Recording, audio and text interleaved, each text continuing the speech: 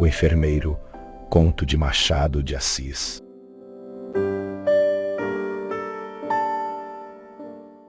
Parece-lhe então que o que se deu comigo em 1860 pode entrar numa página de livro? Vá que seja, com a condição única de que não há de divulgar nada antes da minha morte. Não esperará muito, pode ser que 8 dias, se não for menos. Estou desenganado. Olhe, eu podia mesmo contar-lhe a minha vida inteira, em que há outras coisas interessantes. Mas para isso era preciso tempo, ânimo e papel. E eu só tenho papel. O ânimo é frouxo, e o tempo assemelha-se à lamparina de madrugada. Não tarda o sol do outro dia, um sol dos diabos, impenetrável como a vida. Adeus, meu caro senhor. Leia isto, e queira-me bem. Perdoa-me o que lhe parecer mal. E não maltrate muito a arruda, se lhe não cheira a rosas. Já sabe que foi em 1860, no ano anterior, ali pelo mês de agosto, tendo eu 42 anos. Fiz-me teólogo. Quero dizer, copiava os estudos de teologia de um padre de Niterói, antigo companheiro de colégio, que assim me dava, delicadamente, casa, cama e mesa.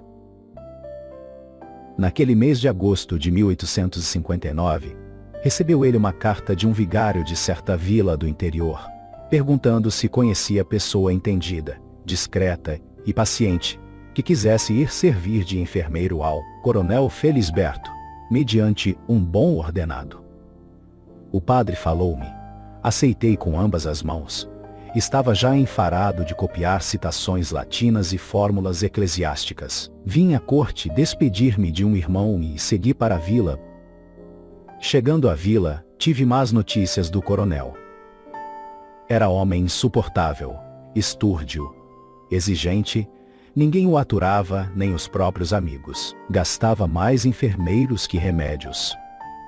A 2 deles quebrou a cara. Respondi que não tinha medo de gente sã, menos ainda de doentes, e depois de entender-me com o vigário, que me confirmou as notícias recebidas, e me recomendou mansidão e caridade, segui para a residência do coronel.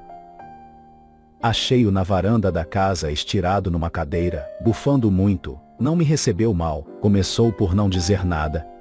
Pôs em mim 2 olhos de gato que observa. Depois, uma espécie de riso maligno alumiou-lhe as feições, que eram duras. Afinal, disse-me que em nenhum dos enfermeiros que tivera, prestava para nada, dormiam muito, eram respondões, e andavam ao faro das escravas. 2 eram até gatunos. Você é gatuno? Não, senhor. Em seguida, perguntou-me pelo nome. Disse-lhe, e ele fez um gesto de espanto. Colombo? Não, senhor. Procópio José Gomes Valongo. Valongo? Achou que não era nome de gente, e propôs chamar-me tão somente Procópio, ao que respondi que estaria pelo que fosse de seu agrado. Conto-lhe esta particularidade, não só porque me parece pintá-lo bem, como porque a minha resposta deu de mim a melhor ideia ao coronel. Ele mesmo declarou ao vigário, acrescentando que eu era o mais simpático dos enfermeiros que tivera. A verdade é que vivemos uma lua de mel de 7 dias. No 8º dia, entrei na vida dos meus predecessores, uma vida de cão, não dormir, não pensar em mais nada, recolher injúrias, e às vezes, rir delas com um ar de resignação e conformidade. Reparei que era um modo de lhe fazer corte. Tudo impertinências de moléstia e do temperamento. A moléstia era um rosário delas, padecia de aneurisma, de reumatismo e de 3 ou 4 afecções menores. Tinha perto de 60 anos, e desde os 5 toda a gente lhe fazia à vontade. Se fosse só rabugento, vá, mas ele era também mau. Deleitava-se com a dor e a humilhação dos outros. No fim de 3 meses estava farto de o aturar. Determinei vir embora. Só esperei ocasião. Não tardou a ocasião. Um dia, como lhe não desse a tempo uma fomentação, pegou da bengala e atirou-me 2 ou 3 golpes. Não era preciso mais. Despedi-me imediatamente, e fui aprontar a mala. Ele foi ter comigo, ao quarto, pediu-me que ficasse, que não valia a pena zangar por uma rabugice de velho. Instou tanto que fiquei.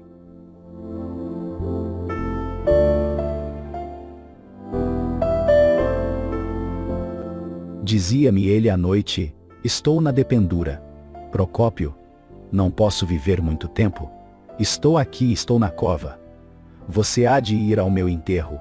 Procópio, não o dispenso por nada. Há de ir. Há de rezar ao pé da minha sepultura. Se não for, eu voltarei de noite para lhe puxar as pernas. Você crê em almas do outro mundo. Procópio, qual o quê? E por que é que não há de crer? Seu burro. Eram assim as pazes. Imagine a guerra.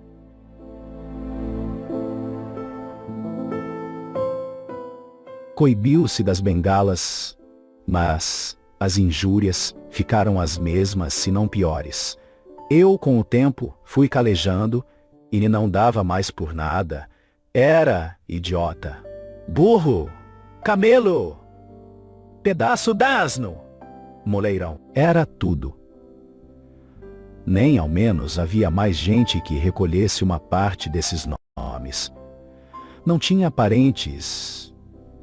Tinha um sobrinho que morreu tísico, em fins de maio ou princípios de julho em Minas.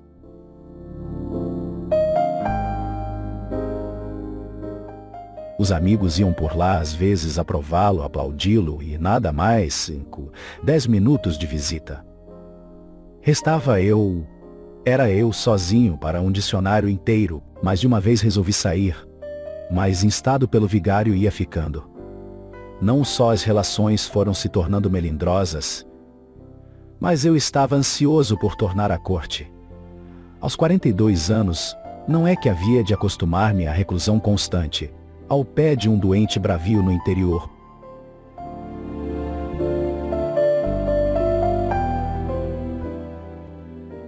Para avaliar o meu isolamento, basta saber que eu nem lia os jornais, salvo alguma notícia mais importante que levavam ao coronel. Eu nada sabia do resto do mundo. Entendi, portanto, voltar para a corte, na primeira ocasião. Ainda que tivesse que brigar com o vigário, bom é dizer que, nada gastando, e tendo guardado integralmente os ordenados, estava ansioso por vir dissipá-los aqui. Era provável que a ocasião aparecesse. O coronel estava pior. Fez testamento, descompondo o tabelião, quase tanto como a mim. O trato era mais duro. Os breves lapsos de sossego e brandura faziam-se raros. Já por esse tempo tinha eu perdido a escassa dose de piedade que me fazia esquecer os excessos do doente. Trazia dentro de mim um fermento de ódio e aversão. No princípio de agosto resolvi definitivamente sair. O vigário e o médico, aceitando as razões, pediram-me que ficasse algum tempo mais. Concedi-lhes um mês. No fim de um mês viria embora, qualquer que fosse o estado do doente. O vigário tratou de procurar-me substituto. Vai ver o que aconteceu. Na noite de 24 de agosto, o coronel teve um acesso de raiva, atropelou-me, disse-me muito nome cru, ameaçou-me de um tiro e acabou atirando-me um prato de mingau que achou frio. Hás de pagá-lo, ladrão, resmungou ainda muito tempo. Às 11 horas passou pelo sono. Enquanto ele dormia, saquei um livro de bolso, um velho romance de Darlincourt, traduzido que lá achei. Tinha de acorde para lhe dar o remédio. Ou fosse de cansaço, ou do livro, antes de chegar ao fim da segunda página. Adormeci também. Acordei, aos gritos do coronel. Ele, que parecia delirar, continuou nos mesmos gritos e acabou por lançar mão da moringa e arremessá-la contra mim. E tal foi a dor que não vi mais nada. Atirei-me ao doente, lutamos e esganei-o.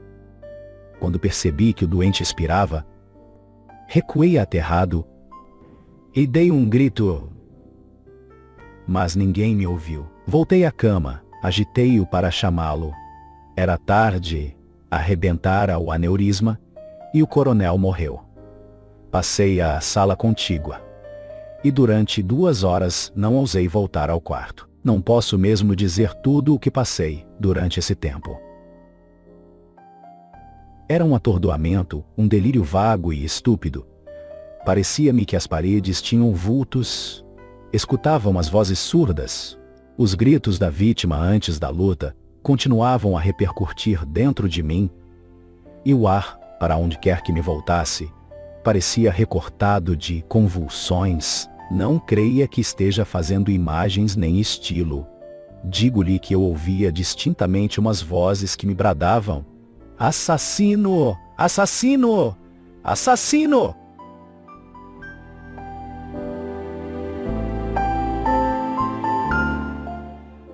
Tudo mais estava calado. O mesmo som do relógio, lento, igual e seco, sublinhava o silêncio e a solidão. Colocava a orelha à porta do quarto na esperança de ouvir um gemido, uma palavra, uma injúria, qualquer coisa que significasse a vida e me restituísse a paz à consciência. Estaria pronto a apanhar das mãos do coronel 10, 20, 100 vezes. Mas nada, nada. Tudo calado. Voltava a andar à toa. Arrependia-me de ter vindo. Maldita a hora em que aceitei semelhante coisa. E descompunha o padre de Niterói, o médico, o vigário e os que me pediram para ficar mais algum tempo. Agarrava-me à cumplicidade dos outros homens. Como o silêncio acabasse por aterrar-me, abri uma das janelas para escutar o som do vento. Se ventasse. Não ventava, a noite ia tranquila, as estrelas fulguravam, com a indiferença de pessoas que tiram o chapéu a um enterro que passa, e continuam a falar de outra coisa. Encostei-me ali por algum tempo, fitando a noite e, deixando-me ir a uma recapitulação da vida, a ver se descansava da dor presente. Só então posso dizer que pensei claramente no castigo. Aqui o temor complicou o remorso. Minutos depois, vi 3 ou 4 vultos de pessoas no terreiro espiando. Era uma alucinação. Antes do alvorecer curei a contusão da face. Só então ousei voltar ao quarto. Ainda assim, não cheguei logo à cama, tremiam-me as pernas, o coração batia-me. Cheguei a pensar na fuga, mas era confessar o crime. E ao contrário, urgia fazer desaparecer os vestígios dele. Vi o cadáver, com os olhos arregalados e a boca aberta, como deixando passar a eterna palavra dos séculos. Caim, que fizeste de teu irmão? Vi no pescoço o sinal das minhas unhas. Abotoei alto a camisa e cheguei ao queixo a ponta do lençol. Em seguida, chamei um escravo, disse-lhe que o coronel amanhecera morto. Mandei recado ao vigário e ao médico. A primeira ideia foi retirar-me logo cedo a pretexto de ter meu irmão doente. E, na verdade, recebera uma carta dele, alguns dias antes, dizendo-me que se sentia mal, mas adverti que a retirada imediata poderia fazer despertar suspeitas, e fiquei.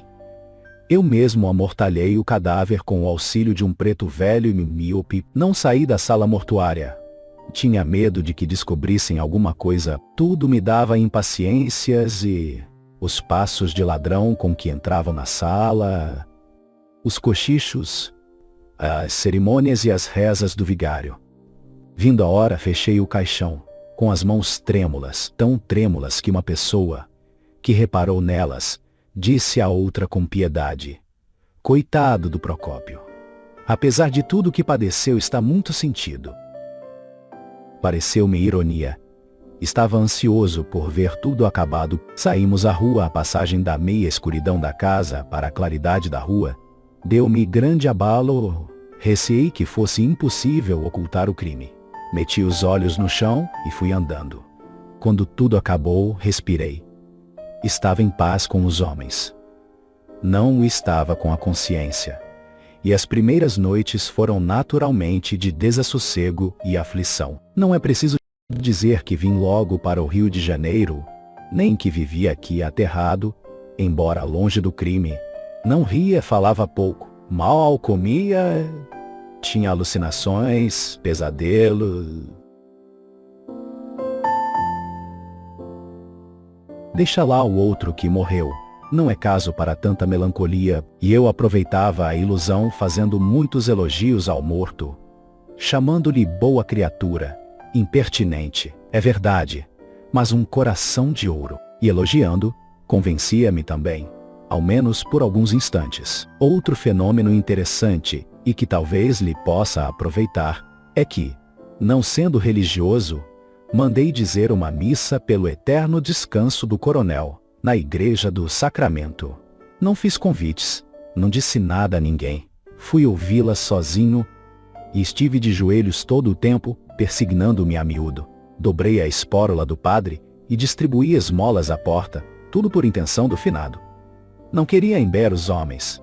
A prova é que fui só. Para completar este ponto, acrescentarei que nunca aludia ao coronel. Que não dissesse Deus lhe fale n'alma, e contava dele algumas anedotas alegres, rompantes e engraçados.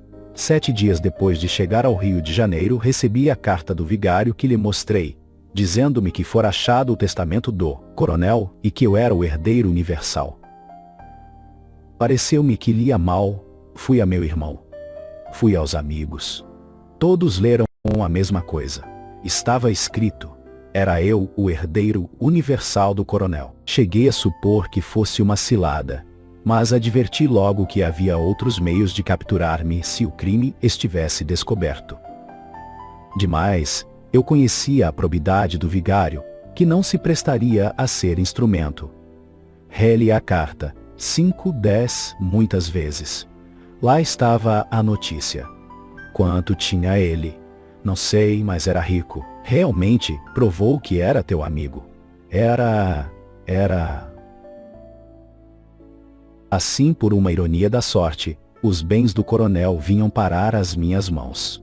Cogitei em recusar a herança. Parecia-me odioso receber um vintém do tal espólio. Era pior do que fazer-me esbirro alugado. Pensei nisso 3 dias. E esbarrava sempre na consideração de que a recusa podia fazer desconfiar alguma coisa.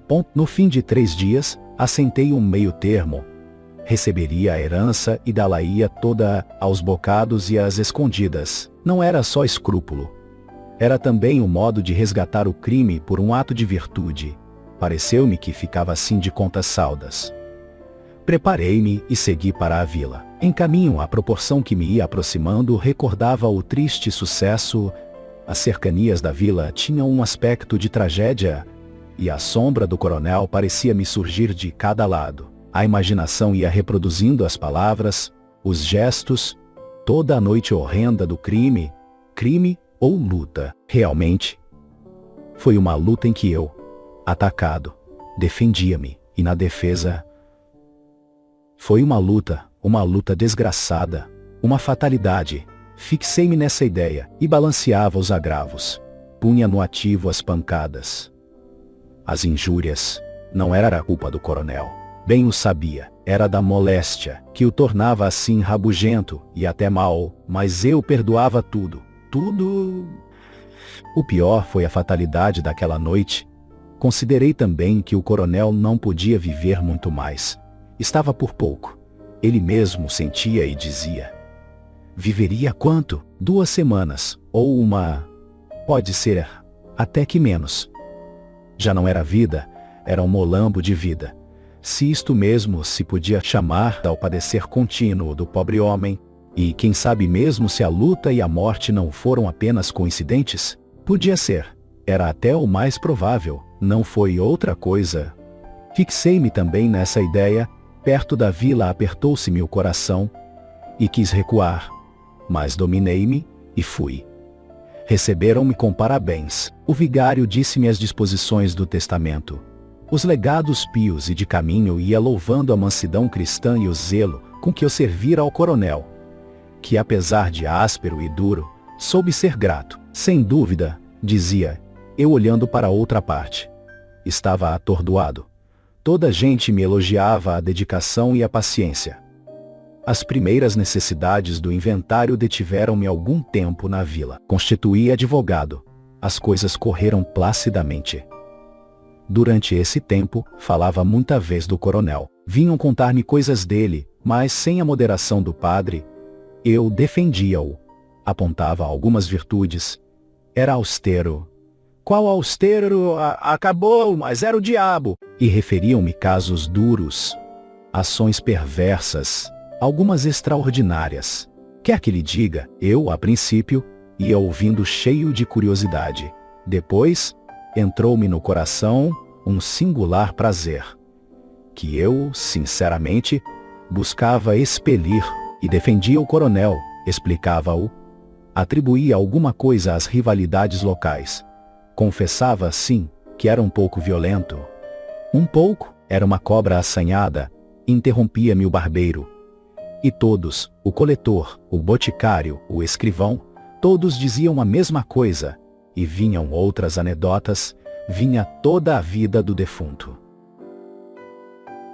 Os velhos lembravam-se das crueldades dele, em menino, e o prazer íntimo, calado, insidioso, crescia dentro de mim, espécie de tênia moral, que por mais que a arrancasse aos pedaços, recompunha-se logo e ia ficando. As obrigações do inventário distraíram-me, e por outro lado, a opinião da vila era tão contrária ao coronel, que a vista dos lugares foi perdendo para mim a feição tenebrosa que a princípio achei neles. Entrando na posse da herança, convertia em títulos e dinheiro. Eram então passados muitos meses, e a ideia de distribuí-la toda em esmolas e donativos pios não me dominou como na primeira vez. Achei mesmo que era afetação. Restringi o plano primitivo.